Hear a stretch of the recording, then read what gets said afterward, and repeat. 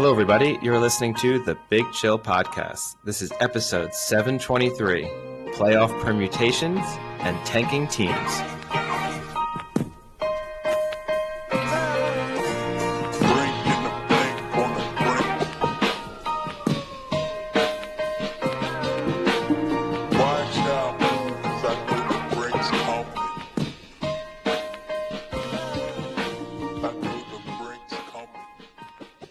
Hello, Big Chillians. Welcome back to the Big Chill Podcast. I'm Frank. Joined with Eddie. Eddie, happy Christmas. How's it going? Yeah, I'm fine. Thanks. I had a good Christmas period. How was your Christmas? It was nice. I was 10,000 feet up in the air. That's Of elevation. Yes. Yeah. Nice. Well, I mean, you got snow. That must make it feel more Christmassy to be in a somewhat snowy environment. A tiny bit of snow. There's like just patches of snow on the ground, but it didn't actually snow at all. But still, it was nice. It was actually kind of nice to have like a colder Christmas, get to wear some winter clothes. It felt more Christmassy. Went up to Flagstaff, got some more winter clothes, some nice new jackets from our favorite store, the Rooster Bus. Our future sponsor. Future sponsor. I need them to be a future sponsor the way I spend money at that place. It's not cheap. Nothing there is cheap. No, it's not cheap. Jackets are expensive nowadays. Everything's expensive. It's inflation, you know. The tariffs will fix that. You just gotta wait. You should have held off until the tariffs came. Tariffs. Should have waited till the tariffs came into play, and then those jackets would have probably been. What'd you spend? $250, $300 on a jacket? They probably would have been $25, $30. I know. Oh, such a shame. I actually heard, speaking of, I was listening to a science podcast, and they were talking about the price of eggs. And the reason that egg prices are high has nothing to do with inflation. It actually has to do with the fact that the bird flu is actually pretty prominent right now, and it's just killing tons of birds that would normally, lay eggs. So there's a shortage of eggs because of it, and blah, blah, blah. But it just made me think, if that were thrown out there in like a real public scenario, how insane it would be. Like, oh yeah, it's the bird flu. Yeah, sure. Oh, here we come again with the bird flu. Like, it's just like when you hear certain things nowadays, I just instantly think how people will react and how vicious the reactions will be. And it made me laugh more than it should. Just thinking about stuff like that. That's a way we can maybe start to transition into the world of sport, because part of my television consumption over the last few days has included that Aaron Rodgers mini documentary series. I just thought I had to. You watched it? It's not all of it, but I thought I can't be that critical of him and then not also at least try and consume the content that he put out there to provide a better understanding of what he is like as a person. I felt like it was only fair, if I am on a public forum going to rip into him every opportunity I get, I should at least listen to him tell me how insane he is. It's not very interesting. This is interesting to me, because I sent you yesterday or the day before that Netflix is doing a Jamie Vardy documentary, and I find that way more interesting than the Aaron Rodgers. Because at least the Jamie Vardy is like the whole, like, kind of came from nowhere, like gutted it out in the lower levels for a while, got a good opportunity, made the most of it. Like, it seems a much more interesting story than guy is douchebag and psycho, has a shit ton of money, funds his own documentary to try and make himself look good, but looks more like an asshole. The Jamie Vardy thing, I've got nothing against Jamie Vardy, but I don't find him that interesting as a person. His story would make a good movie. Like, it's like the Kurt Warner, same thing. You can did that make a good movie? It's a bad movie. But unfortunately, the Kurt Warner thing was kind of killed by the religious side of stuff. Jamie Vardy doesn't have that, but I hear Jamie Vardy speak now. I think I know everything that's interesting about him. He can't sleep in hotel beds, and he drinks 4 Red Bull a day. Or whatever, like, he basically only drinks Red Bull. I didn't know either of those, so this documentary might be great for me. Like, he drinks a Red Bull first thing in the morning. That's his wake-up drink. I don't know if you got to watch a documentary to find that information out. He says it in interviews a lot. But the Aaron Rodgers thing, it's not particularly interesting, and for the most part, it's all stuff that you already knew. Like, if you've if you've been remotely aware of what Aaron Rodgers has been doing over the last 24 months, then there's sort of nothing revealing. The only thing that is somewhat revealing within the documentary is it's clear, like a lot of conspiracy theorists, that he's just a full-time contrarian at this point. And this is the thing I struggle with of do your own research, challenge authority, think about stuff before you just do don't be a sheeple.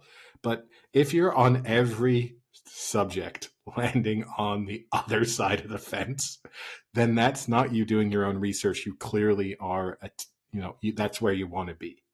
And that's the thing I struggle with. It makes him look like a little bit of an idiot. And I guess I feel sort of stupid because I think for the first 10, 15 years of his career, I would have put Aaron Rodgers firmly in the smart football player category. It turns out he's one of the dumbest. Well, yeah. I mean, I guess it depends on what you consider smart. Like, he might actually have a decent IQ, but his emotional intelligence might be like borderline negatives. Oh no, he has zero emotional intelligence. He has no soft skills. Like if you were hiring someone, if he was up for a managerial position somewhere, and you might be he's our best salesperson. You could end up with that scenario, but zero people skills, zero ability to manage situations. But yes, if he's working entirely independently, he can be okay. Which is strange because a lot of his teammates do love him. That much is clear. Do they? Because one really good teammate came out today yesterday and said, if Aaron Rodgers is on this team, I'm getting traded next year. I think for a while, I do think, to be honest with you, I think he's I think being good masks a lot of that stuff, right? Like if you have a teammate and he's making you look good and look better, I think people will look past a lot of things. Well, he's definitely not done that and that's why people are no longer looking past it. Yeah. He's not done that at all with the Jets. But I don't know. I think he's gone off the deep end since COVID. And so probably if you ask a teammate of his from 2015 how they feel about Aaron Rodgers, probably really different to how his teammates feel about him now. But yeah, I mean. And I think maybe you just wrap that up with, I think, one of the greatest send-offs Aaron Rodgers has had in a while. Him getting demolished by the Bills, 40-14 was the final score. He left the game with 0 points. I think probably at the start of the fourth quarter. He basically benched himself. His stat line was 12 for 18, 112 yards, 2 interceptions, 4 sacks, and quite possibly one of his worst QBR in his entire career, 1.2 QBR. That is a 0 to 100 scale for those not familiar with QBR. That is about as bad as the NFL has seen this entire year. Couple that with the fact that Tyrod Taylor came in. Again, it's garbage time. Bills had their second defense out there. Tyrod Taylor put up a 95 QBR with 2 touchdown passes in 1 quarter. Yeah, probably. Yeah, he did effectively bench himself. If you listen to his press conference post-game where he said, as it went to 40-0, don't you think eventually we should put Tyrod in there? And they did. And things got slightly better. But I don't know where you go from there if you're either the Packers or if you're if you're the Jets. I think if you're the Jets, you just have to desperately hope that Aaron Rodgers retires. Like, I think it's the only thing that could potentially somewhat salvage the situation that they now find themselves in. Because it's clear as long as he's there, he's such a cap hit that it doesn't leave them a ton of flexibility in terms of being able to rebuild whilst he's there. And on top of that, he's not going to get any better. I mean, there's no reason to expect. It's not like a 26-year-old recovering from an Achilles injury where you say, oh, year 1, we can just kind of throw that out. Year 2, he'll really get back up to speed. He's going to be 41 years old. What about a mid-30s non-athletic female? 2 years. I'd rather have that right now than Aaron Rodgers. Let me put it that way. You're lucky she doesn't listen because she would be very unhappy with the non-athletic tag that you've put in there. Sorry, she's not in the NFL. Whoa, is it totally binary? Athletic, non-athletic. Are you a professional athlete? No. Yes, Athletic. non-professional athletic. How about that? Okay. But no, yeah, that's going to be a challenge. So the Jets look screwed. And so actually, I have a quick segue. Speaking of that, a little sidebar here. So uh, I had asked how the recovery's going, and apparently another heel insert has been taken out in the recovery process of recovering from an Achilles. And I had said, save the heel inserts for me. So when I come, I can put them in my shoe and I can be over 6 foot. But heel inserts to push you over 6 foot, to be fair. But the funny part about that is, around that same time, I had called my family, part of my family who was all celebrating Christmas together at one of the houses. I called them and kind of got passed around the party on the phone and was talking to everyone. And my second youngest cousin, who she's about to graduate from Syracuse, so she's like 22. She's like, "Oh, I heard you're going to Minnesota now." And I said, "Yeah." And she said, "Oh, I want my roommate, one of my really good friends. She's from Minneapolis, like a mile from campus." And I said, "Oh, does she like it?" And she goes, this was her only response. She goes, "She said it's great and that everyone there is really tall." You're screwed. And I said, so there's a niche for the short king. Oh, you're going to be the short king of Minnesota. That's not a bad. Short king of Minneapolis. But that, like, completely unprompted, has no idea that we constantly joke about how I'm 5'11 and a half and I'm short. 5'10", but yeah. 5'11 and a half. But she was right on cue. It was quite funny. But yeah, no, and that was one of the few notable events of a mostly uneventful weekend of NFL games. There was a few highlights. Every favorite one except for one, which managed to be costly for me, as somehow the New York Giants decided that this was the week they wanted to win their only home game of the year. And in decades. And when they thought, do you know what? We don't need a top 2 pick. We'll drop to the 3, which is 4. Super costly. Aren't they 3 right now? Well, they're projected to be in the 4th pick now because of how strength of schedules will work out. I just looked earlier today and it said that they'll probably get to 4th, which is a catastrophic drop off for them. I know there's been a lot of people saying, "Oh, well, the Patriots have the 1st pick and the Patriots are not going to pick a quarterback." But yeah, but now that they're not 2, clearly the 1st quarterback is going to be taken before the Giants have a pick.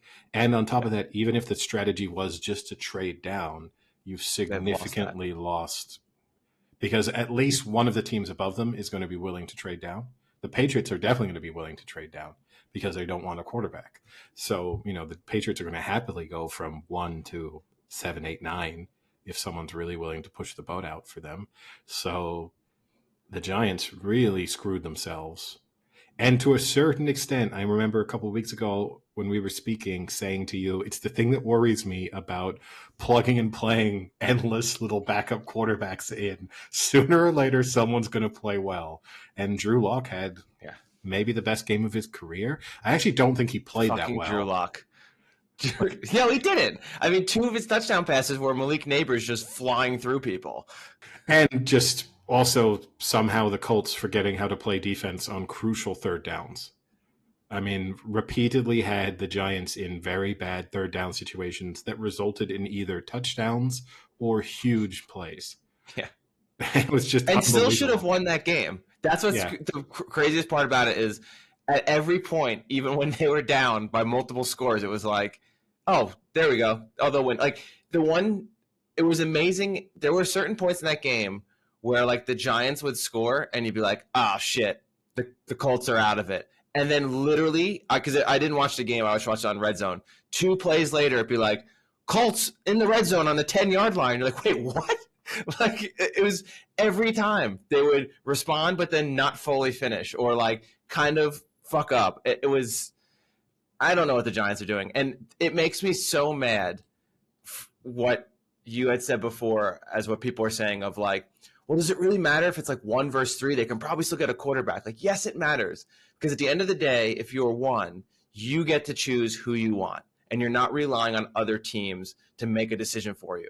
But I think more importantly, what I had said I would have done, and I don't know if this is what the Giants would have done, and who knows, I would have loved to have that first pick and trade it down to a team like the Raiders, let them overspend to get Sanders and bring Dion into into Las Vegas like they want to, and then get so much for next year.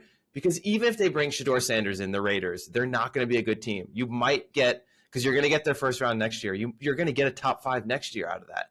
So you would have traded down, gotten a top 5 pick still, gotten a top 5 for next year, and maybe still gotten the number 1 pick for next year from yourself, and would have gotten a much better quarterback, I think, than Sanders or Cam Ward. I think they're okay, but next year's class is going to be phenomenal. Like, there's so much you could have done had you had the 1 pick. Even if that's not what you wanted done, you think Sanders is the man. Like, you have that option of knowing who you want to take. Like, this is catastrophic for the Giants. This is going to make them another top 5 shitty team for the next 3 years. The real doomsday scenario here, if you're a Giants fan, is that they now may trade up to get one of those 2 quarterbacks. And then if you really took a pessimistic view of what the Giants organization is like, they'll trade up. They'll take the wrong one of the 2 out of Sanders or Ward. They'll end up with a bust from one of the top 2 picks that they also gave up future draft capital in order to get. Yeah. And so you will have really, through 1 win, have gone from, well, even if we miss, we'll probably still be bad next year and maybe we get another shot like it doesn't, to, oh, now we're still bad and we don't have a way now to improve our situation. That's the doomsday scenario. Or I'll give you a doomsday number 2 scenario. They do what they did 5 years ago and overpick on a quarterback like Daniel Jones, who they don't need to take at 4 and could have taken like round 2, and they just take a shitty QB and completely waste the pick and then are fucked for another 5 years. Either one of those is what's going to happen, probably. Yeah, no, it's a team that every time things start to look up, the Titans read the script. The Titans. Yeah, Titans slotted into 3 now, top 3 pick. Titans went into that game playing another bad team and just thought, no, you know what? We can get blown out here. We know exactly what to do. This is, and I don't know. I get it. I understand. People will say NFL teams never lose on purpose, and that obviously those players are all playing for future contracts and future endorsement deals. And, if you're Drew Lock, then obviously his stock will have moved up slightly as a result of what he did yesterday. So that made a lot of sense. He's probably not that far away from being out of the league, and a performance like yesterday probably ensures that he can hang around as a backup quarterback for a pretty long time, because he'll be able to point to that one performance and be like, well, if you need me late in the season, I can come in and throw for 300 yards and win you a game. But I don't know. But do you think that's where like an owner steps in? Like, do you think Mara should have went to Dabble and said, hey, start Tommy Cutlets? Maybe if you knew that was going to absolutely guarantee you a loss, or you find, whether it's Neighbors or whoever it is within that team. Sit Neighbors. We don't want to get them hurt. Yeah. Shut them down. We don't want to get them hurt. Start Tommy Cutlets and just run the ball 50 times. Yeah. And if there's any contractual bonuses that these players are chasing or something, give it to them. You pay it out, or you double it. Or you find, you know what? Fumble bonus this week. But I mean, seriously, like I would assume there are multiple owners out there who would do that, or find a way to do it. Because obviously there's probably some parts of some of those that you're not allowed to do. But whether it's, hey, you know what, my friend who owns a few car dealerships in the greater New York area, they're going to let you be the face of 6 of those franchises. And, you're going to get a couple free Mercedes for next year, even though you're just our center. And normally that's not a big position. But, you know, like maybe the odd bad snap at a crucial situation, we won't. And I do think, too, encouraging those players, hey, does your, you know, neighbors or whoever else, does your knee feel a little bad this week? Don't you think it's best we just rest you for next season? We don't want to risk you in the final 2 weeks. Do you think conversations like that could have been had with players where they don't worry about, well, I need a new contract? You know, there's a few players there where you could have found a way to not have them be involved. Yeah, it's a catastrophic fuck up by the Giants, who just they can't even lose right. It's insane. No, and they were the only ones who managed to screw that up. Every other underdog lost over the course of the 4 days of NFL football. In the end, at least, I know you and I were speaking about it yesterday. It did guarantee that there are a few things up for grabs going into Week 18. There's a few compelling games there. The biggest of which is the Vikings-Lions, which is now Sunday Night Football to finish the regular season off with winner takes all in that particular matchup in terms of, you know, Vikings-Packers. No, Lions-Packers. Vikings-Lions. Vikings-Lions.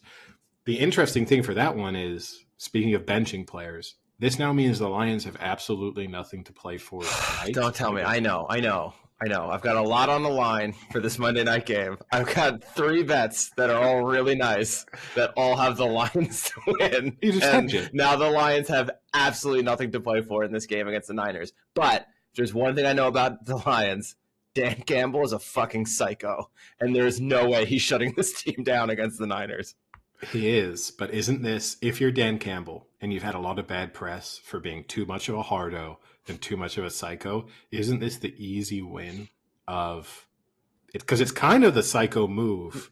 No, you double down. You double down. You're Dan Campbell, you double down. Not only am I playing the starters, I'm going to play them and like make injury-like plays on every play. I'm going to tell my line to not block and just let all-out blitz on Jericho. The real Dan Campbell move would be to rest the starters. But then when the Niners are up like 14-3 in the third quarter, bring them in. That would be the real Dan Campbell move of like, I had faith in my backups. Turns out we're not going to win. I don't want the loss on my resume. But if the Lions were smart, they're so injured as it already stands. They have to rest players for this game. No, don't tell me this, Eddie. But no. We're not turning into Bill Simmons where our bets influence all of our analysis of the NFL. You have to rest. You have to rest Gibbs. You have to rest Amon St. Ra. You have to rest Goff. Yeah. Not with the bets in any play. I kind of agree, but at the same time, I do sometimes think there is legitimacy to the, like, playing, getting in grooves, getting reps, and not kind of resting too much and then going into a game kind of being, quote-unquote, rusty. Do you know what I mean? Like, maybe you play them for half and then pull them after the first half, or maybe, like, do, like, a preseason, give them 2 or 3 series so that they kind of get a feel for a game. They're not just sitting and getting cold, run through some plays, work out some things, and then just sit them after the first quarter, maybe something like that. Like, I do kind of think there's something to it. I don't know. I go through the risk-reward assessment of this. Even if you play him for 1 series and Gibbs gets hurt on the first play, second play, third play, you feel like an idiot. And I know every year we have the rust versus rest debate in the NFL because you always have the wild card teams, and if they come out and blitz everyone in the second round, well, the rest helps. If either one of the bye teams loses, well, then rust.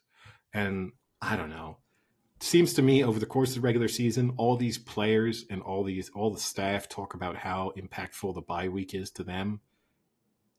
So why wouldn't it be impactful for the Lions to have a bye week now? They know who they're playing. They can literally, as of yesterday, like today, they could be having a practice and preparing for the Vikings and have their starters just in full Vikings mode. I don't know. I would be resting pretty much everyone. I don't see the benefit of winning, especially because the only scenario where I might is if you were playing another potential playoff matchup. Then maybe you say, do you know what? There's a benefit to us going out there and playing and getting confidence out of that win, or being able to then, if we play them 3 weeks from now, go into that knowing that we beat them in the regular season. They're playing a Niners team that won't be in the playoffs. So even if you win, what are you? I don't know how much you can really take away from that. It's a very beaten up, injured Niners team. I just don't. I would like the Niners to start resting everyone. They might. It's going to be just everyone's rested. It's just not play this game almost. But yeah, I don't know. One quick game I would like to cover, and then we can go into the playoff scenarios, the different permutations, and look ahead. The Christmas Day game, the Kansas City Chiefs blowing out the Pittsburgh Steelers. Now, Eddie, is this, wow, actually the Chiefs are pretty good, and now they're turning it on, and they do look like they could be a Super Bowl contender? Or is this, Frank, you were right, the Steelers fucking suck? It's Which neither. one do you want? It's one. It's one or the other. No, there's a third option here, which is the Chiefs are who we thought they were, and they're, okay. But the reality is that the Steelers also are who we thought they were, which is they need the right matchup for sure. There's certain teams that they can play well against. And also, they're very much a team that needs to get a lead.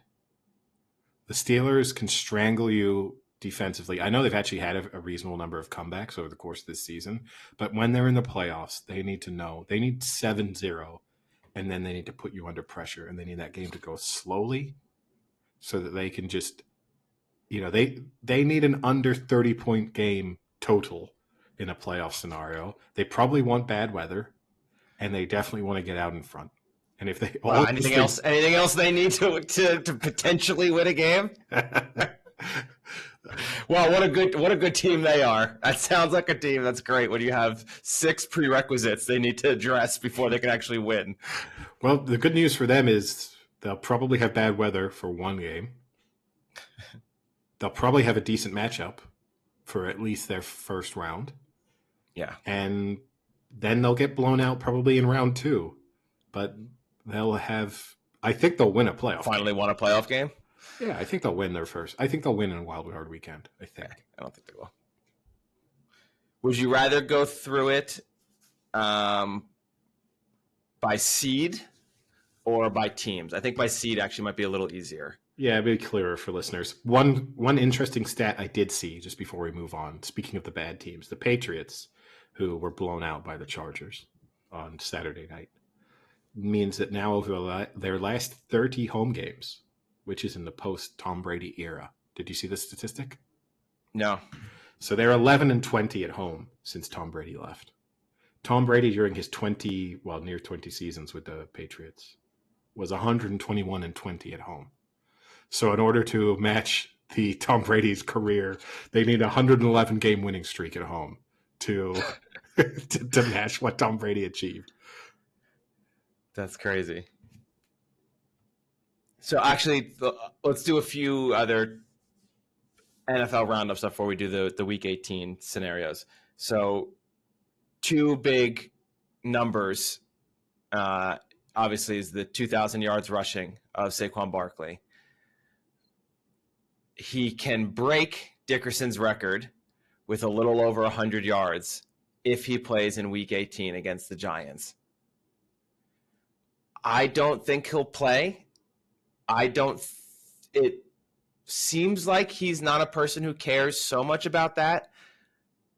But at the end of the day, I think there's a difference between like having a 200-yard rushing. Like there's been games this year where he could go for the most rushing yards he's had in his career in a game, and he's told Sirianni, like, no, he's cool, put Gainwell in. But there's a difference between getting like your own personal best in a game and being the NFL career or NFL single season rushing record, I think that's different. And if I were him, I think I'd kind of want to play because one, you can easily get it. You can maybe get it in the first quarter. And two, it's against the Giants at New York. So that would be a really spectacular way to break that record. I guess the argument would be it's a longer season now anyway. So it would kind of be like an asterisk-like season or a record. But there's some pretty cool stats about it because he actually has less carries than Dickerson did. So right now, where did I find it? He's got 25 less carries than Dickerson. So if he gets it, it'll actually be the same like yards per carry, but just in an extra game. Yeah. So maybe that makes it a little more like legit. I don't know. But then the crazy thing I saw is Dickerson did it in 16 games. O.J. Simpson has a 14-game mark where he had 143 rushing yards per game average, which is 10 yards better than anyone else ever. So, like, Dickerson is kind of asterisk compared to Simpson. But then even crazier is Jim Brown ran for almost 1,700 yards in 12 games, which is better than any other one has ever done in 12 games. I don't think the asterisks matter because I think over time people forget. Yeah. If you're 25, and the game changes, right? And we're never going to reduce the number of games. So we're 10 years away from sort of every young person who watches the NFL will have only ever experienced 17-game seasons. So it will feel so antiquated to be, it'll be like listening to someone talk about like Jerry West to us, where you're like, who gives a fuck? Jerry West wasn't probably Jerry West. That's good. No, you know what I mean? Like there's the moment where you're like, give it up, old man. We don't care. We all know this guy is probably better than whoever your guy was who was smoking cigarettes at halftime and drinking beers all week. And I think you hold the record. And this is not an unbreakable record in the sense that people have come close over the last few years. It's been in play for a number of players, but it almost feels sort of unbreakable because every time someone's got close and genuinely tried to break it in the final couple of weeks, they've ended up coming up short. I mean, Adrian Peterson got super close that one year, right? And couldn't pull it off. I think you go for it. 100 yards.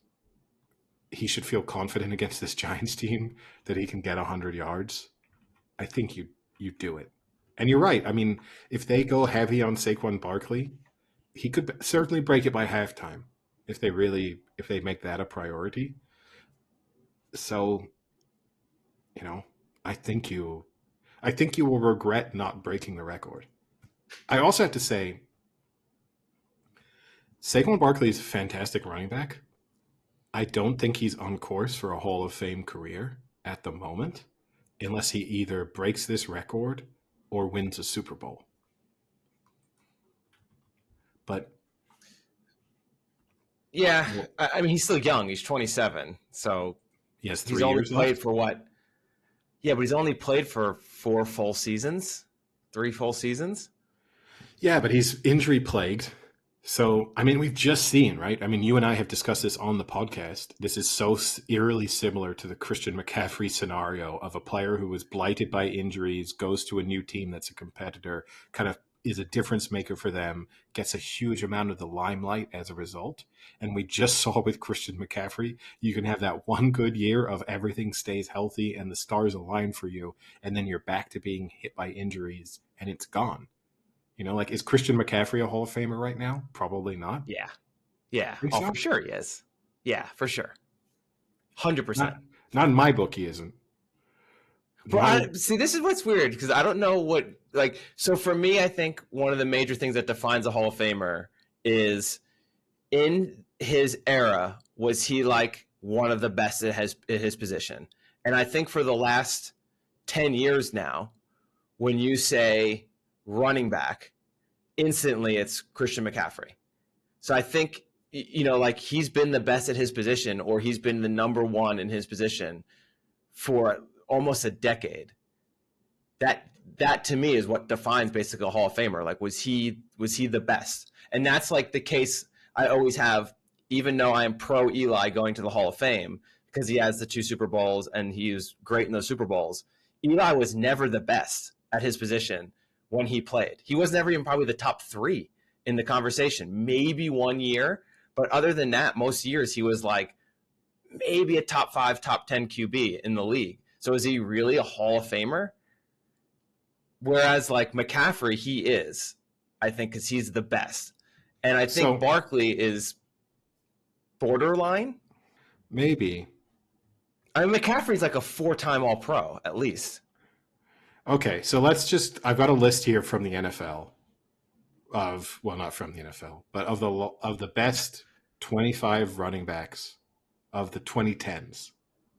So let's just go through that list because there's a lot of these guys are retired and are already Hall of Fame eligible.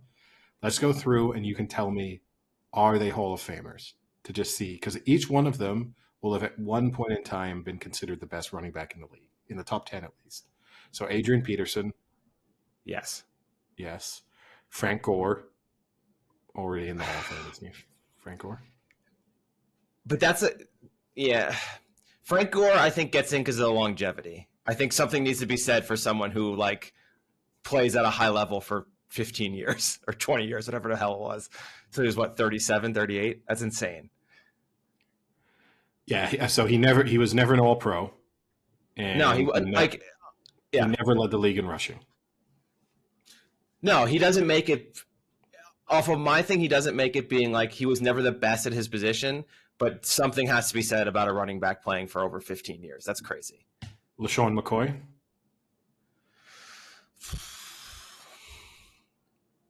No. All right. This is number 3 on the list, remember. I know he's close. He's close because he had how many years was he All-Pro? 3? 2? 2. Yeah, it's close. He had those 2 years. He was phenomenal. And 6 Pro Bowls. Yeah, but we both agree Pro Bowls don't mean anything.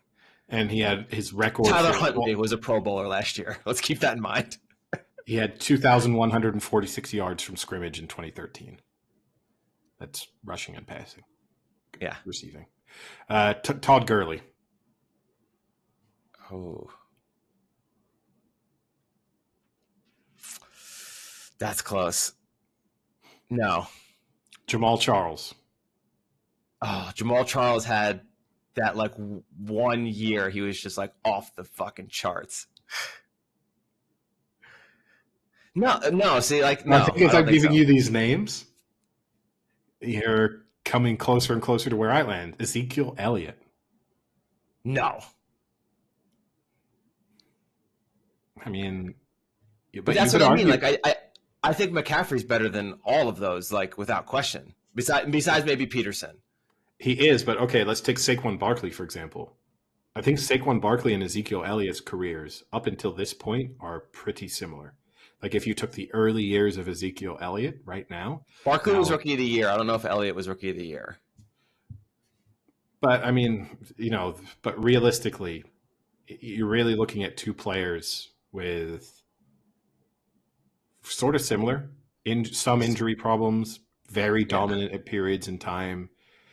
So Barkley has 2 years over 2,000 yards from scrimmage and 5 years of over 1,000 yards from scrimmage.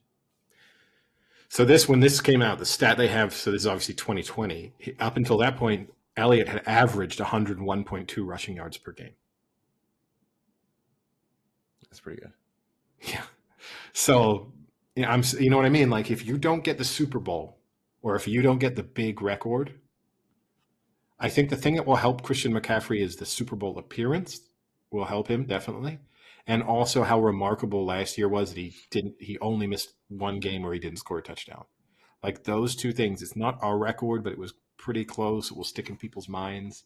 And he was the face of that Niners team making the Super Bowl, nearly winning the Super Bowl. But if like the Niners had lost in the NFC Championship game last year, and then you look at McCaffrey, I don't know. I don't think he's.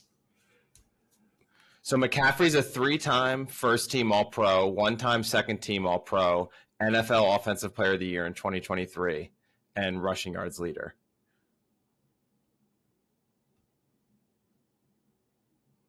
Don't get me wrong. I mean, Christian McCaffrey still has some ways to go in his career, and that could include winning a Super Bowl, or at least could include some good playoff performances, and that will also add to his resume. But he's only 1 year older than Saquon, too.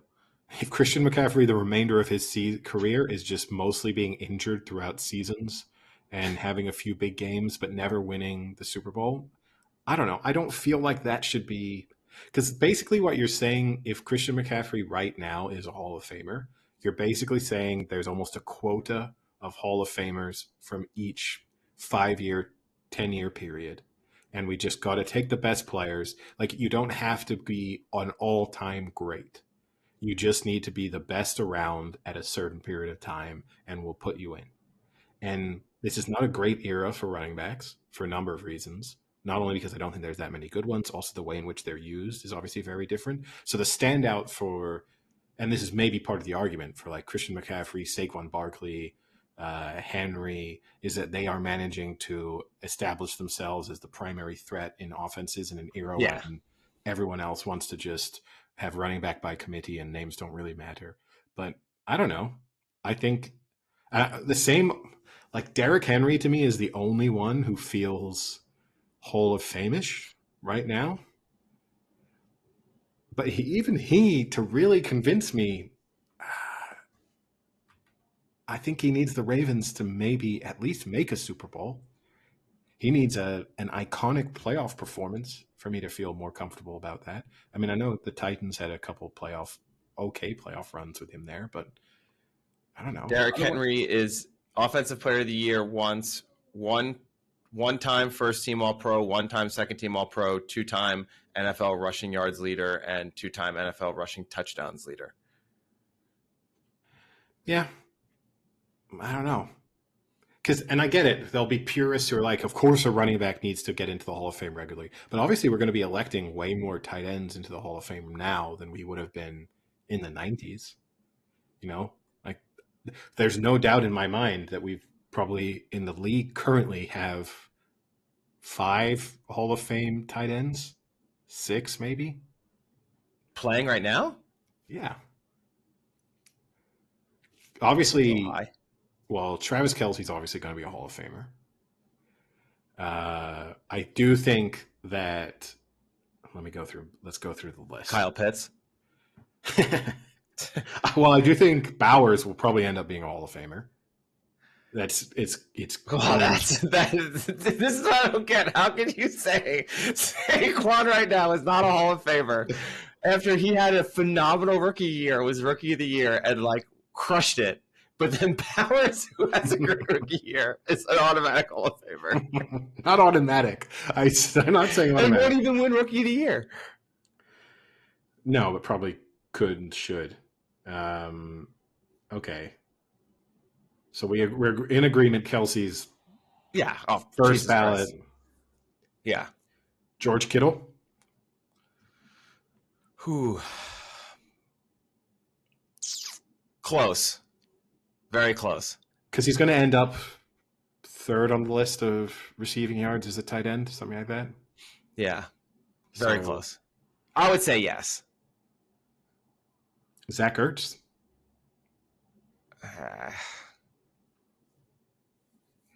I don't think so. Zach Ertz is a little, that's tough. He could have a second Super Bowl this year. Then he is, for sure. Mark Andrews, if the Ravens win the Super Bowl? I would put Andrews in over Ertz, and I have no idea if the stats would back me up. But Mark Andrews, to me, feels more crucial than Ertz ever did. Sam Laporta? Got a while to go, but early in his career, but on course. Yeah. You know what I mean? Yeah. Has potential. Mike Gesicki if the Bengals win the Super Bowl. Get out of here. I love the Penn State shout out, but Yeah, I think you can make a strong case for. I would expect Kittle, Yeah, I would think Kittle Kelsey, and Kelsey. Laporta eventually, He's only and played 2 years. Brock Bowers eventually will all be Hall of Famers. And I think one of Ertz and Mark Andrews gets into the Hall of Fame. Zach Ertz, not much on there for terms of like trophy stuff. Mark Andrews, one time first team All Pro. That's about it. But it's a tough era, right? Yeah. So Andrews has 5,500 receiving yards and 50 touchdowns. Zach Ertz has 8,050 touchdowns. So Ertz would be way better. For context, Zach Ertz is 9th all time on tight end. He has more than George Kittle, which is actually kind of. I mean, it isn't surprising based on games played because he's played 50 games more. But yeah, he's 5 years older. It does kind of surprise me in some respects. But it is surprising. I mean, I guess the thing with Andrews right now is he's like splitting time with Isaiah Likely, which is kind of tough. But I think when you look at that list, he's a top 10 for receiving yards. By the time he retires, I mean, I don't know how many more years Zach Ertz has left in him, but he could easily get himself. He could be right behind Rob Gronkowski in terms of yards. He's 1,200 yards behind Rob Gronkowski right now. That's crazy. So, he'll be, I think on that basis, he'll end up being a Hall of Famer. And he's won a Super Bowl. So I think he'll probably end up getting in. But anyway, that's probably enough of a who's a Hall of Famer or not. But so that's the rushing. The other one I want to bring up is it was a really good draft class for receivers. With notably Marvin Harrison Jr., Rome Odunze, and Malik Neighbors being the top three that everyone was deciding who to pick and, what order should they go in and who's the best. And coupled with that is the fact that this year is the first time in NFL history that 4 rookies have all reached 1,000 receiving yards. But what's interesting is only one of them was one of those players that was debated about being the top wide receiver in the draft class, and that's Malik Neighbors. So the 4 players with 1,000 yards receiving are Malik Neighbors. Oh, you can guess if you want, yeah. Well, McConkey must be there, right? Yep, Lad McConkey. I should preface this: 4 rookies received 1,000 yards receiving. Go, give me the list. McConkey was the only one. Brian Thomas Jr. and your Hall of Famer, Brock Bowers. Yeah. May as well. I would not even make him first ballot. I'd make him negative 15-year ballot. Yeah. So very interesting. And I think at least for the Giants, although they just fucked up getting a good quarterback, I think Neighbors is pretty legit. It's tough with receivers though, right? Because we see them sometimes have a good rookie year 2, year 3, and then fall off a cliff. Vice versa, you see people develop a little bit later. I don't have as much faith in being able to project with wide receivers that they can sustain that dominant performance over an extended period of time. But it's obviously encouraging for the Giants. You then have to get him to sign a second contract. That's the other fear. So if you don't have a quarterback in place that he feels like he can hang around with, that also came a day after Sanders had posted a picture of him wearing Giants cleats. I don't know if you saw. He had Giants cleats in his locker. Yeah. And you know that at least meant that he was willing to go there. Because I do think with Sanders there is a risk. And maybe the Giants knew this. Maybe the Giants knew we don't need to be worried about where we are in the draft order because he'll refuse to go to. Oh, pulling Eli. Yeah. I mean, do you think Sanders... I think he would love to go to Vegas. Do you think he'd go to Tennessee? No. I don't think he's going to Tennessee. So that might be a tough spot for them. I think Vegas is going to trade up. Because I think this is like the most Vegas thing Vegas can do is to get Shedeur Sanders and have Dion either somewhat affiliated with the team or literally be the head coach. Like, Yeah. Now, the other interesting point, speaking of the Colorado situation, that they looked Travis like Hunt, shit in the bowl game. they did get blown out by BYU. And Sanders did not look that great. He did not. Neither did Travis And Hunter, for that matter. yeah, it's so deceiving because he had 100 yards and a touchdown, but it was 4 receptions, and 2 of those receptions were like 50 yards or 60 yards. Like, did not play that great. Did you see Travis Hunter having his debate with Ocho Cinco? No. So they had, because Ocho Cinco, I think, does some kind of, he's one of the evaluators for Madden ratings, it seems. Yeah. He loves FIFA, he loves video games. So they had him on some type of show where they asked Travis Hunter, what do you think your rookie rating should be on Madden? And he said he would be disappointed if he's anything other than an 85, or lower than an 85, which I get it. You need to say it, but that's an outrageously high rating for a rookie. What were like the rookies this year? Like Harrison The Jr. standard, a big wide receivers are typically always mid-high 70s. Quarterbacks, if you're a really good, first, second, third pick, you're probably 80 to 83. So, but position player, like wide receivers, tight ends, you tend to find them being low to mid 70s.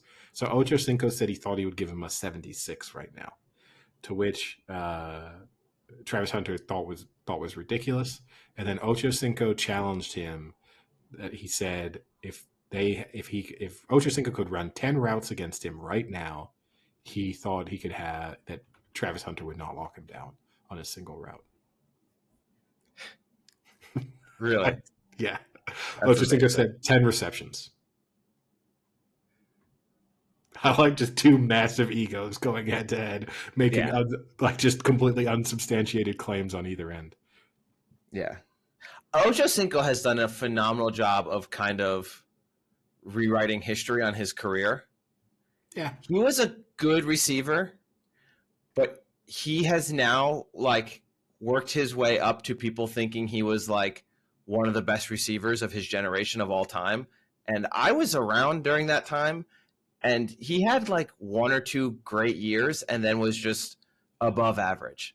Like, it is amazing how well he's done to really prop himself as being like the receiver of that generation. The thing he's done best, well, there's 3 things, maybe. 1, he's super approachable in a lot of ways. Like you can challenge him to FIFA and he'll play random people at FIFA. And he does those weird things where people like speak to him on the street and then he goes to their house and plays FIFA with them there and then, stuff like that, which he just seems like an okay person.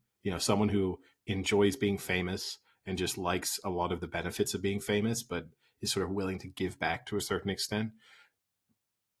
He's super frugal and speaks very openly about that. He has a weird McDonald's diet thing. He has those little quirks that help keep him relevant in a lot of ways. And definitely the frugal thing in the modern, where he openly says, I wear fake chains, fake watches. I lived in the practice facility for the first year he was with the Bengals. He didn't get an apartment or a house. He slept there and showered there and just didn't want to waste any money. That, I think, has helped him. And then the big thing is that Bill Belichick loved him. And he's done such a great job of telling the stories about how Bill Belichick would routinely pregame talk about how Ocho Cinco was the only player they ever double teamed and who they specifically planned for Ocho Cinco. And there's all those pregame videos of Ocho Cinco and Bill Belichick speaking and Bill Belichick complimenting him. Yeah. He has parlayed that into inflating his talent as a receiver tremendously. Even though he then went to the Patriots, they barely used him, including in a Super Bowl where they just ignored him completely because he was now admittedly later in his career, but still the Belichick fondness obviously wore off once he was actually in the building. But I think those are the things. He's been smart about how he's made the most of those. But there's lots of athletes like that manage to kind of were never better than after they retired, and Ocho Cinco is definitely in that category. Yeah. So, real quick, the last thing I want to cover, we've been covering a little college football and stuff too. There was some controversy about Cam Ward, who's the quarterback for the Miami Hurricanes, who's going to be one of the 3 top quarterbacks selected. He played in the first half in his Pop-Tarts Bowl game against Iowa State, but then decided to sit out the second half. And in the first half, he passed for 190 yards and had 3 touchdowns and set the Division I record for career touchdown passes. So I have 2 comments or rebuttals, I guess, against what has been said. So the first one was there was a lot of stuff circulating on social media that it basically said, like, Cam Ward set the Division I record and then benched himself. Like, no, that's not what happened. He didn't, like, throw the final touchdown and then just say, like, hey, guys, I'm out. You know, they went to halftime, and at halftime he was like, basically probably with his coach, like, hey, I think I'm good. I don't want to play anymore. Let the second string guy get some reps in a bowl game. It'll be fun, I'm sure. At the end of the day, this game really doesn't matter. So let's transition to the next wave.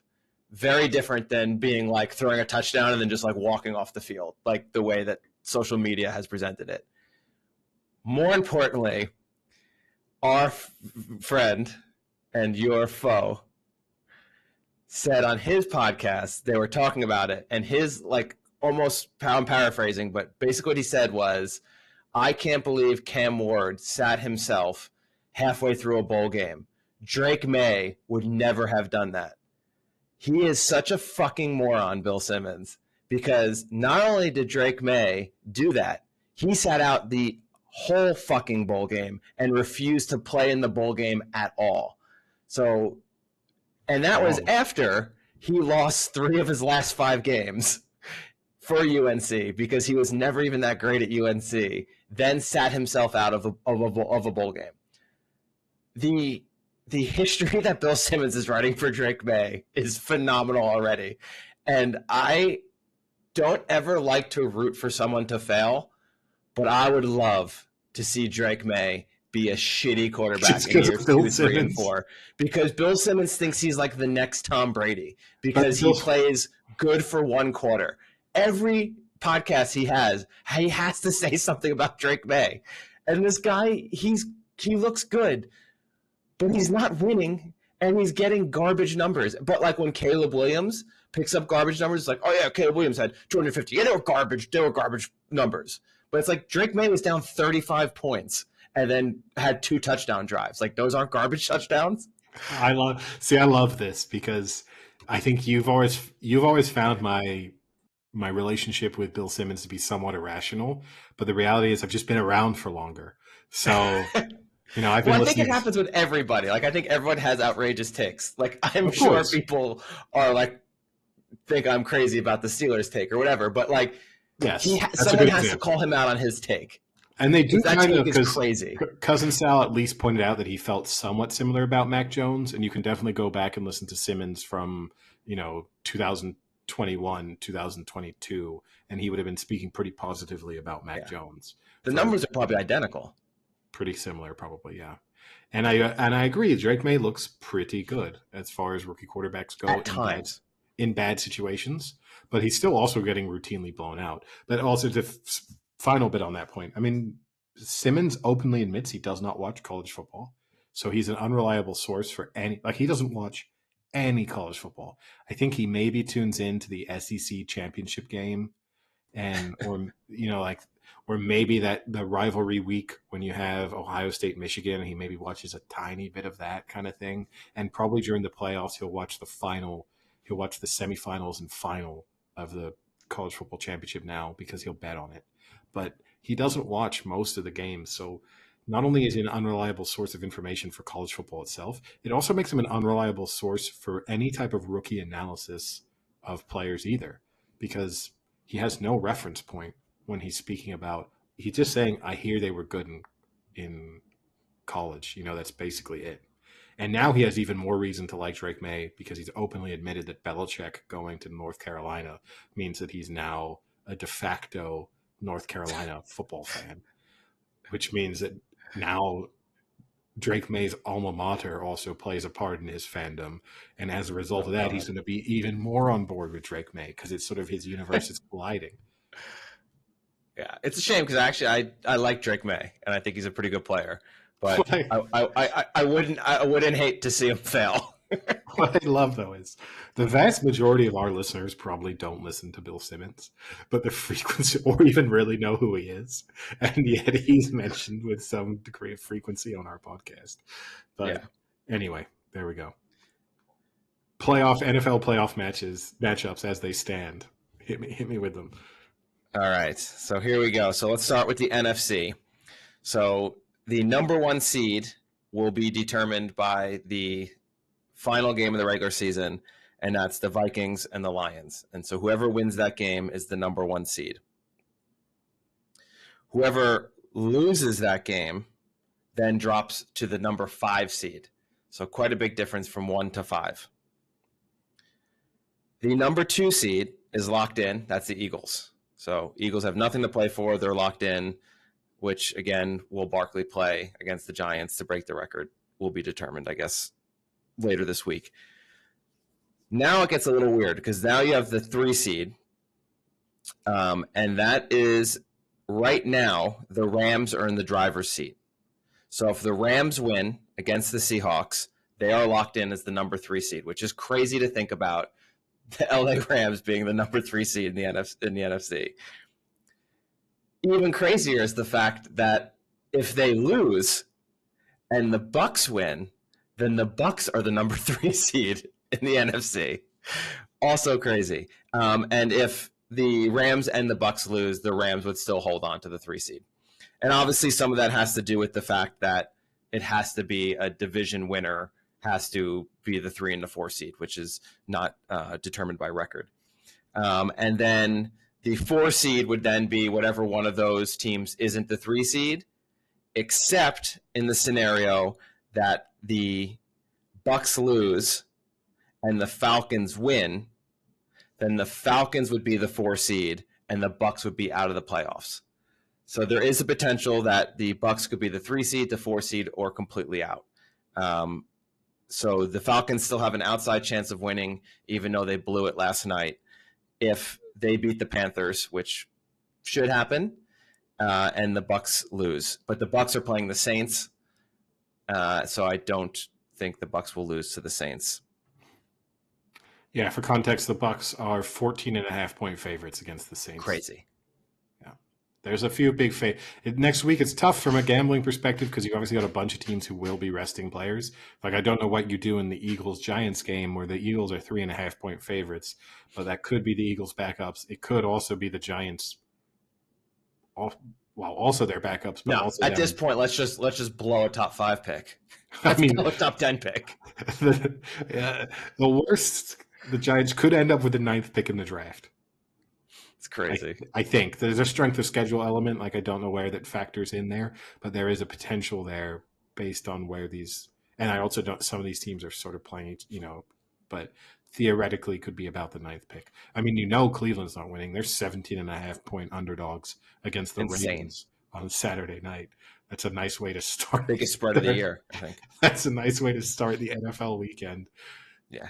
We'll get the AFC in a second. So then 5 seed we already discussed. That's either the loser of the Lions, Vikings, and then the 6th seed will be determined either between the Commanders and the Packers. So basically the wild cards are locked up. It's just the seeding. So if the Commanders are in the driver's seat, if they win, they're the 6th seed. Packers will be the 7th seed. If the Packers lose, the Commanders are also the 6th seed. And if they both tie, the Commanders will also be the 6th seed. And the Commanders are playing the Dallas Cowboys, and the Packers are playing the Bears. And I don't know who you'd want to be, because if you are the 2 seed, if you are the 7th seed, you'll play the Eagles, and if you're the 6th seed, you'll play either the Rams or the Bucs. So I think you definitely want to be the 6th seed there. That is a game to play for.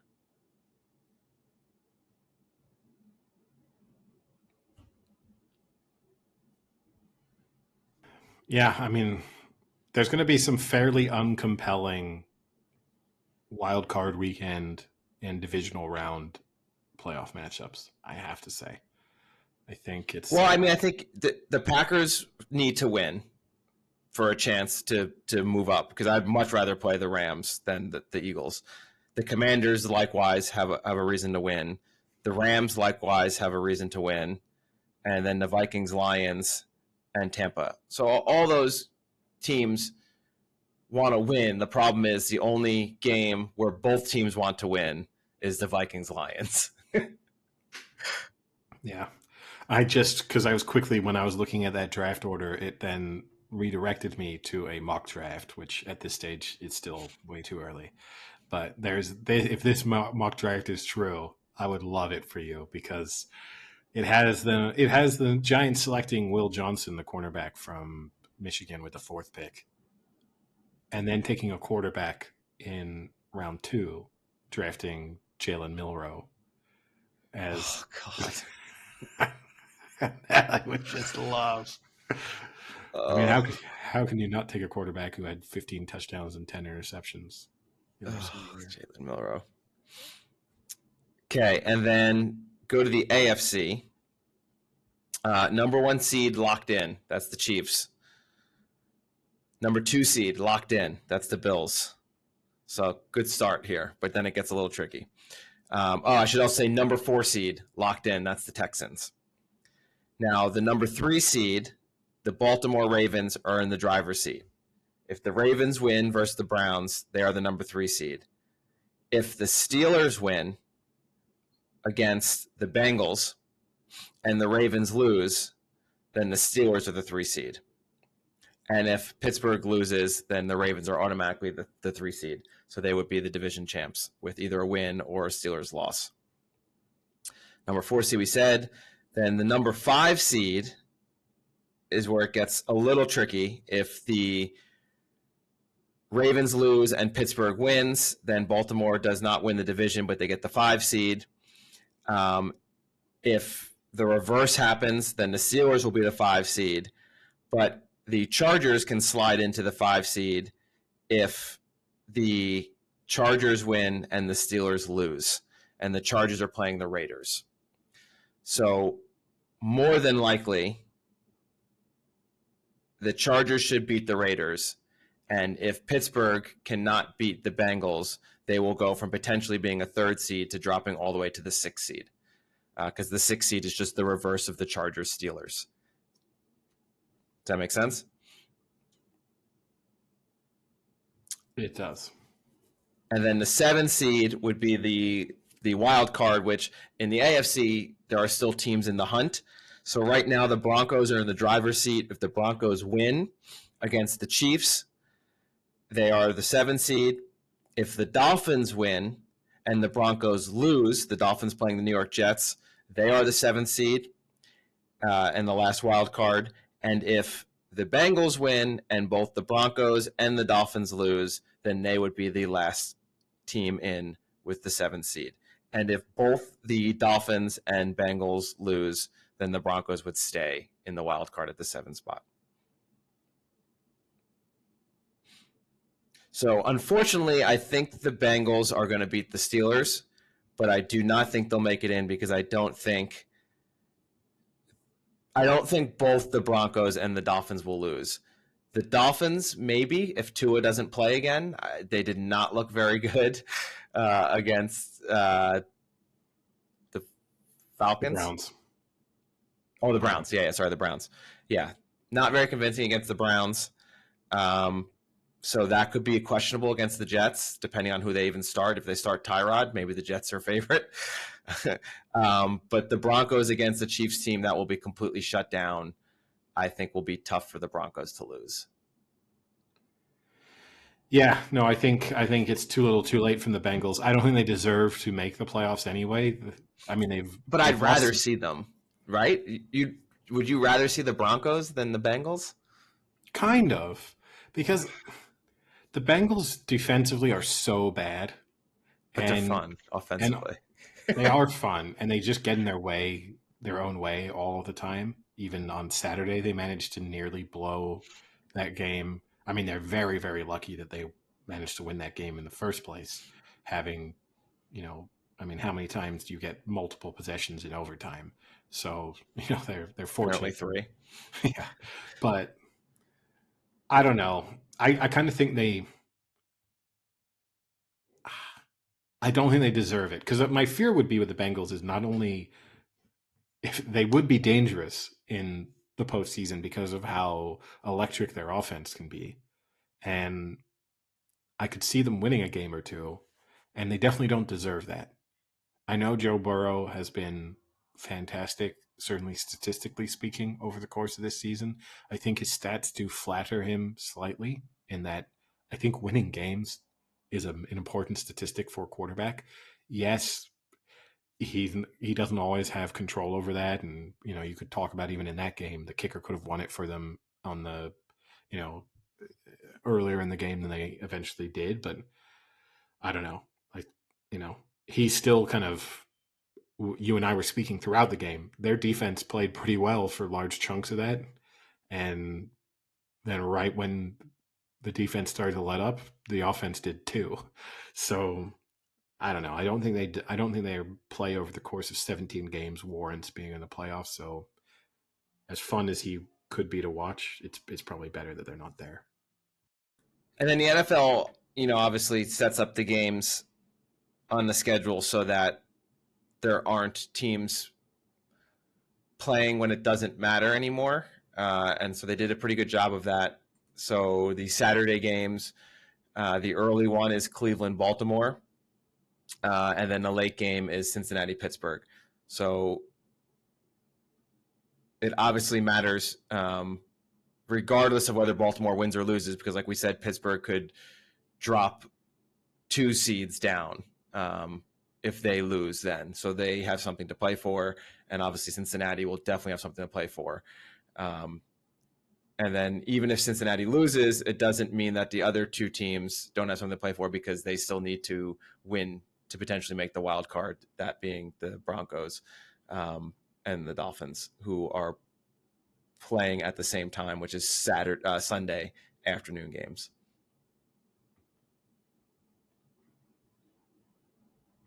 And then basically the early games, the only ones that really matter are Atlanta playing Carolina in the early game, and then Tampa playing New Orleans in the early game. So they'll be playing at the same time. Yeah, well, something to at least a few games to look forward to. And, maybe some interesting, overall, a little bit of a damp squib. So I had so watching the overtime game, the Commanders game, I was trying to think what game it was. They basically went down and scored that touchdown to win the game, but only had about 2 minutes left on the clock. And it got me to thinking, what happens? Because each team possesses the ball at least once. If a field goal is kicked, if it's a touchdown, then the game's over for the regular season. But what happens if a team goes the entire way, runs out the clock, and kicks a field goal as time expires? Then what happens? Well, I would presume they would win in the regular season. It's a sudden death play that the other team would get the ball with I think like no time. But if they do, because each team has to possess the ball if the opening score is a field goal or a safety. But if there's no score, it just ends in a tie. If there's no score, it ends in a tie. But if the team runs it down and kicks a field goal with no time left, then the other team still gets a chance with the ball from the ensuing kickoff. Like they get a drive, basically. They get one play. No, I think they get a whole drive. Oh, so for example, I will have to verify this before the next podcast. But like, say for example, then the Broncos, who would have been secured their playoff spot with a tie, if they had been on the 1 yard line with 1 second left, they would have been better off not kicking. Well, would it have to have been their first drive, No, though? sure, but Right? if it had been their first drive, they'd just gone on a 10-minute drive. They would have been better off just letting time expire and taking the tie. No, because the other team still gets a chance to get the ball. Each team has to get a chance to get the ball unless the first team gets a touchdown. That's the rule. So if they just ran out the clock and like knelt on it on fourth down, then the other team it goes like sudden death play. Okay, we need to check this because you're saying if you had 1st and 10 from the other, if you just went on a really slow, methodical drive and you had 1st and 10, you'd had the ball. It was 1st and 10 from the opponent's 20-yard line, and you just go, you know what, the tie is fine. They would say, no, no, no. Now it's a turnover on downs, and they basically get the ball now. Yeah, I'm pretty sure. All right, we need to check this. It sounds dumb enough to be an because NFL rule. The number one rule, like first rule, like rule 1, is each team gets one possession unless the opening team scores a touchdown. So every other rule is based off of that rule because that's rule 1. I'm gonna have to do a deep dive into this. It doesn't really say in the rules. I agree because I went to look, but the number one rule it says is each team must possess or have the opportunity to possess the ball. The exception is if a team gets the ball first, scores a touchdown on the opening possession. Yes. So that would indicate that no matter what happens, the second team has to get the ball. It has the opportunity to possess the ball is you had 10 minutes to get the ball. I don't think so. Because it also says there will be no more than one 10-minute period of overtime play. Yeah. So but then there's also this, what does this rule mean? Sudden death play, where the game ends on any score, safety, field goal, or touchdown, continues until a winner is determined.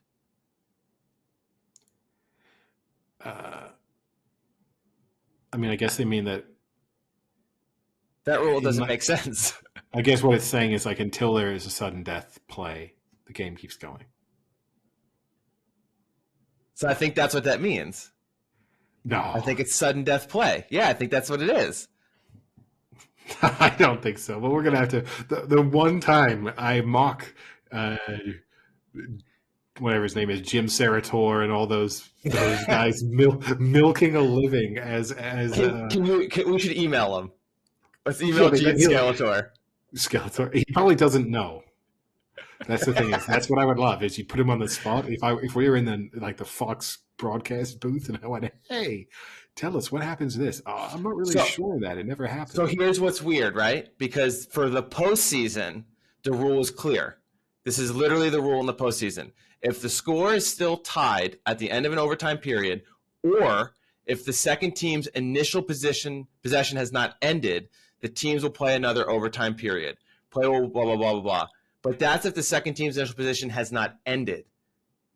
What I want to know is what happens if the time runs out and the second team's initial possession has not even started. Then what happens?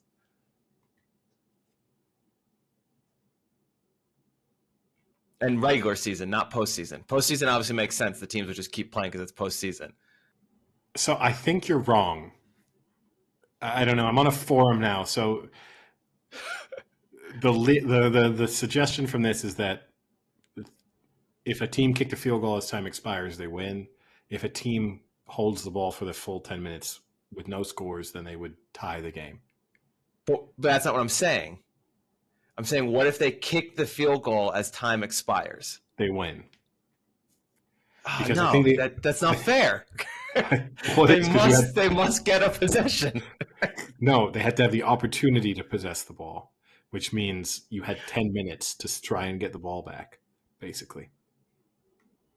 And you but that's failed. not. A 10-minute drive is pretty long. Especially considering you have 2 timeouts. A 10-minute drive is pretty long to not be able to stop a team. I mean, it's long enough that your intent almost has to be from the get-go to have a 10-minute drive. Anyway, I guess that wraps up the NFL till we do our our final regular season week preview. Premier League-wise, quickly, not too much to discuss. Good teams won. City finally won. It was ugly, but they got Damn there. right. Liverpool looked, in complete control last night and with their 5-0 win. But, it's very much as the year comes to an end, their Premier League title to lose.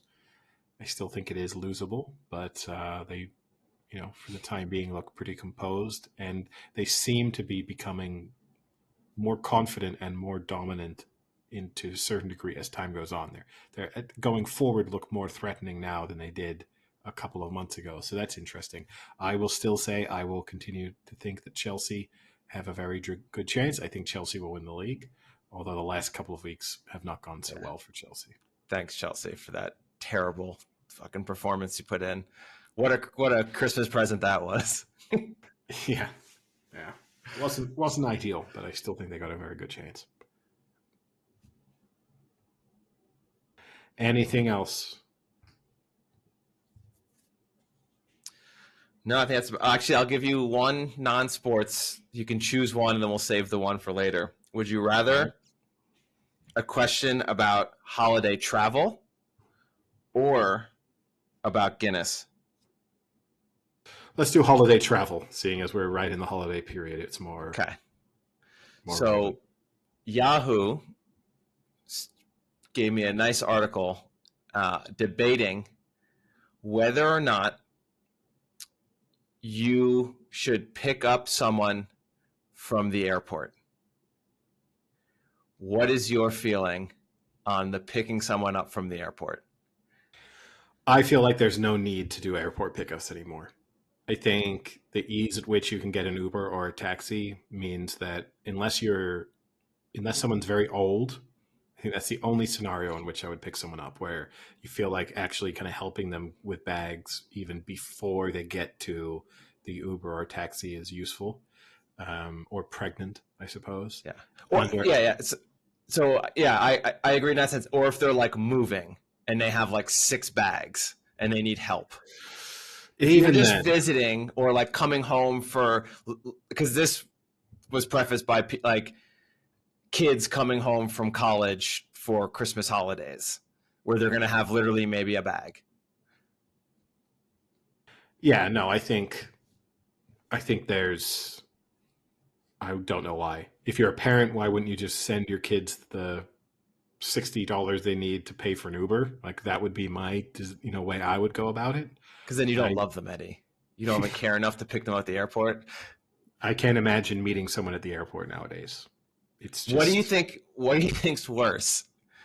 The person who like wants someone to pick them up at the airport, or the person who refuses to pick someone up from the airport? Oh, who wants? Because the reality is, if you want and you ask, it's a very awkward no. Like I say I wouldn't do it, and I don't own a car, so I'm never in a situation in which I can do it. But obviously, if I did own a car and someone asked me, that's a difficult no to say to someone. So and when you ask, it's a difficult no. So I think you're an asshole if you ask. You're the more interesting person to ask in some respects, because not only do you own a car, but you also live in a city where going to the airport is not that big of a deal for you. It's not that long of a drive. You're not getting caught up in a huge bit of airport traffic where it's like, oh God, even to pick someone up, I need to get there like 45 minutes ahead of time. So it's a 23-minute drive from my house. So for you, it's a yes, I presume. So for me, it's I don't care.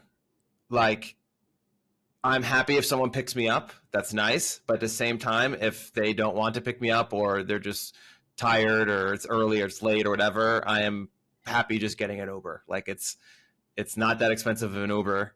So either way, I think it's fine. And I think that's what it should be. Like if that person wants to pick you up, that's fine. I don't think they're inclined to do so. Like I don't think it should be like, you should be picked up by whoever, and only in a circumstance where like something catastrophic happens should they not pick you up. It should be like, if they want to, that's great. If they don't, that doesn't look any worse on them. Maybe they just have something going on, and you getting in an Uber is just as easy for you. Nothing changes in the scenario of the person arriving into the airport. Nothing really changes except maybe the person that you're going to come home to see or go to see, you're seeing them 20 to 40 minutes later than you would have. That's it. Yeah, I mean, and again, your current living location makes that sort of assessment fair. But, for me, even if I had a car, and I live where I live now, it would take me an hour to drive to the airport. Yeah. That's not, yours is like not a real, it's not a, hey, your day is now going to be centered around picking me up from the airport. No. This is going to take you under an hour there and back. It doesn't really matter for what you're doing the rest of the day. If you turn around to that person and say, hey, come and pick me up, it's an hour here. Also, it's a major airport, so you probably need to be there 30 minutes early because you might get stuck in the airport. Then it's an hour back. And I might have get delayed. Massive road rage. Also, have like an aneurysm. You have to leave so early in that situation that my flight might be delayed or have an issue. It's a nightmare. And you only know by the time I've left. Those are problems.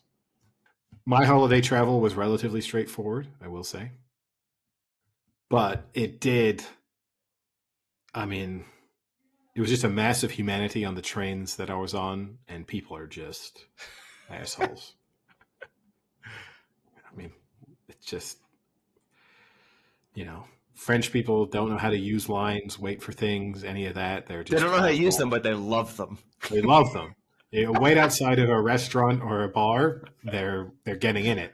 But they don't respect the idea of feeding onto an escalator. It's just, I'll just cut you. Why wouldn't I cut you? I should be in front of you. I care more about me. Like there's never any understanding. People just on phones, sitting in a train carriage, putting their feet up on stuff. It's not good. Not good. Did you have any baby travels? No babies around, so that wasn't too much of an issue. I know this is an interesting one because you have a dog. I think we have to scale back the acceptance of pets traveling with people. Like we've gone too far in terms of facilitating people traveling with their pets. Like this, I'm not sure you should just be able to plug your dog and your cat in on any form of travel you want to and have them at your seat. I don't know. I don't have an allergy, but I don't know how that works. I don't know. It's true. I have a cat allergy. But one that could kill you, or just one where you're like slightly... No, I don't think anyone has a cat allergy that can kill you. That's got to be really rare. It's not like peanuts. I don't know. But... No, I am very frustrated with the pet travel policy. I mean, because I have a dog who fits in a carrier, who we used to travel with routinely, and the carrier basically just gets in the seat, like underneath the seat in front of you, like if you had a backpack or whatever, and the dog stays in the carrier, and that's how it works, and it's like an extra bag. We've since been told like we can't bring a dog because he's like too big for his carrier, even though he's not. And it's like these weird rules. But then you constantly see people who somehow bypass this rule and get dogs onto planes. And it's infuriating. Like just make a consistent rule and it'd be fine. Because what's really frustrating is then you have people who like will claim their dog as a service dog because they really don't check. And you can tell this dog is not a service dog. And it'll just be like a massive fucking random dog. And then that dog, because it's a service dog, can sit wherever the fuck it wants. And so you'll have a dog like at this person's feet that's just like all over your stuff as well. And that is where it gets frustrating. It's like just make a consistent rule. Or like enforce it or don't enforce it or do what you want. But like the inconsistencies of traveling with pets is very frustrating. But here's the thing is for me, I don't care how big your dog is. I don't want your dog on a flight with me. And I love dogs, but I'm not more inconvenienced. Like, yes, if you're the person directly next to them, then I would rather have a smaller dog. But the reality is that's one person, maybe two who are being impacted. But the most people being impacted are the fact that you have a fucking dog on a plane or a train. Why though? Either they bark, they piss, They shit. Any three of those. I don't know how often that happens. You don't think so? You get on a 7-hour flight. You don't think your dog's pissing? No. Your dog doesn't. He's going to go 7 hours without peeing. Yeah. I mean, dogs stay at home all day and they don't pee in their house. But then you also tell me you got to wake up in the middle of the night to let your dog out to pee. Yeah, that's because he like wants to pee. But if I leave him there, he won't. Like, if I don't let him out, he won't just piss on the by the door. All right. I mean, in certain scenarios, might, but I don't know. I'm not. I don't think that happens. I would think old people do that more than dogs on planes and trains. I don't believe that. Babies, sure. Old people, no. But the barking, the noise is definitely a factor. And yeah, if there should also be some etiquette on the person. Like, you can't bring a dog that is gonna like bite people or like bark constantly or make noises. The barking you kind of don't know until you've taken your dog on a plane, right? Because you could have a dog where you're like, well, normally my dog doesn't bark too much, but then I suddenly make it experience something it's never even imagined in its life. Like, I'm not blaming the dog for barking during, what must be for it just an insane experience. Like, I'm against this take because I know how difficult it is to find someone to watch your dog, and it'd be much easier if I could just bring my dog places. But I think there has to be limits. Or consistent rules. Oh, I'm all for consistent rules with all things, but yeah, it's not but yeah, anyway. Anything else? No, I think that's about it. All right. Well, with that, I guess we'll call it a day. Talk to you later. Sounds great. See you. Cheerio.